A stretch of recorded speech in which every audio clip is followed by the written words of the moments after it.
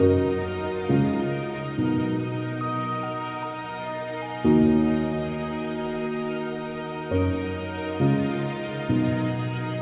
trouve que l'école, ça a toujours été une question primordiale dans la vie.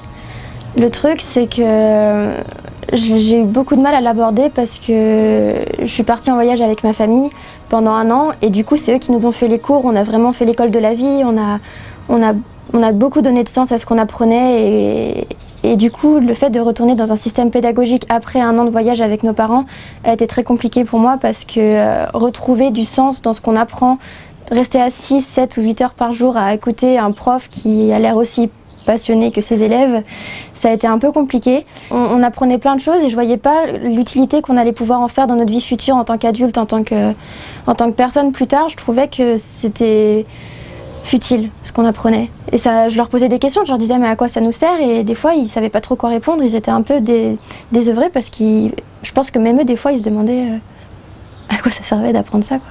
L'aspect social, il est vraiment devenu très compliqué au retour du voyage, encore une fois, parce que je me sentais un peu...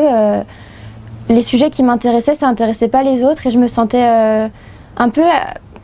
pas à l'écart, enfin si, un peu à l'écart quand même du système en me disant que tout ce qui m'intéressait, ça n'intéressait pas les autres et du coup, ça a été un peu compliqué de se faire des amis à partir du moment où mon état d'esprit a changé.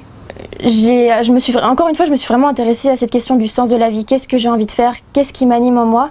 Et le problème, c'est que j'avais du mal à le trouver à travers les gens que je côtoyais, à travers les cours, à travers ce que j'étudiais. Et vraiment une prise de conscience que quand on a voyagé, je voyais des élèves qui faisaient des kilomètres et des kilomètres par jour pour se rendre à l'école et qui étaient si heureux. Et je voyais que nous, on avait la chance de pouvoir y aller aussi facilement. Et que l'école, c'était vraiment une contrainte pour nous, parce qu'elle avait plus de sens, parce qu'on apprenait, on n'avait pas l'impression de voir l'apprentissage comme quelque chose de positif. Je pense que j'ai vraiment pris conscience à ce moment-là que l'école en France était une contrainte pour tout le monde. L'une des premières choses qui me semble primordiale, c'est de changer la relation entre le prof et l'élève. Qu'on doit vouvoyer nos profs pour avoir cette distance entre eux, cette notion de respect, je la trouve... Je comprends pas l'intérêt. Je trouve que justement, si les professeurs se sentaient plus proches de nous, si on avait une relation qui était plus proche, déjà ça aiderait à aller en cours, à se sentir heureux d'y aller. Et après, voilà, cette question du sens et du sens qu'on donne aux cours. Pour moi, ce qui est important dans la vie, c'est la confiance en soi, c'est vraiment le sens qu'on donne à tout ça, c'est comment on arrive à se sentir heureux dans le monde d'aujourd'hui. Et pour moi, il est important pour moi, par exemple, qu'on ait des cours de méditation, des cours de yoga, des cours vraiment pour apprendre à se développer en tant que personne et pas juste en tant qu'élève et en tant que salarié plus tard.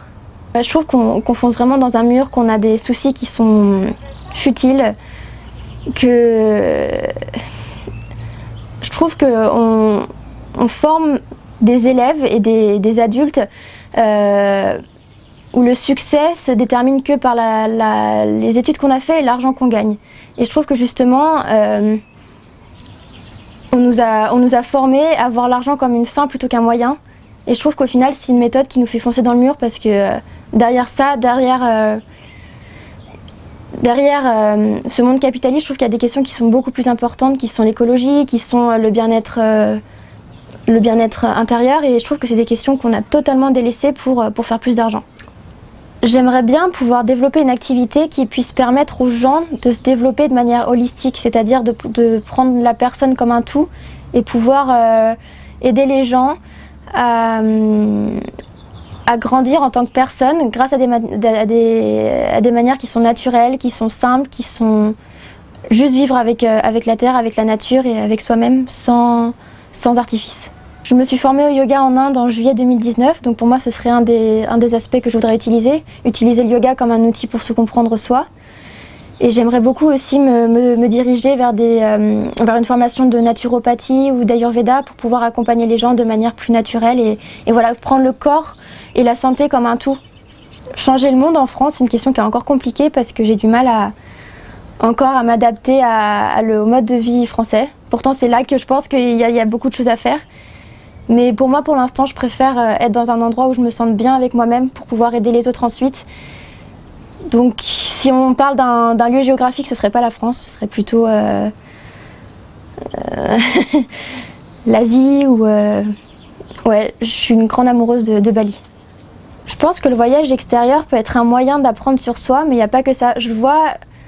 En fait, le voyage extérieur, moi, m'aide à faire mon voyage intérieur. Mais je pense pas que être à l'autre bout du monde, ce soit primordial pour pouvoir se changer soi-même. Moi, c'est la manière que j'ai utilisée parce que c'est vraiment en voyageant avec mon sac à dos que je me prends des claques et que j'apprends les plus grandes leçons de ma vie.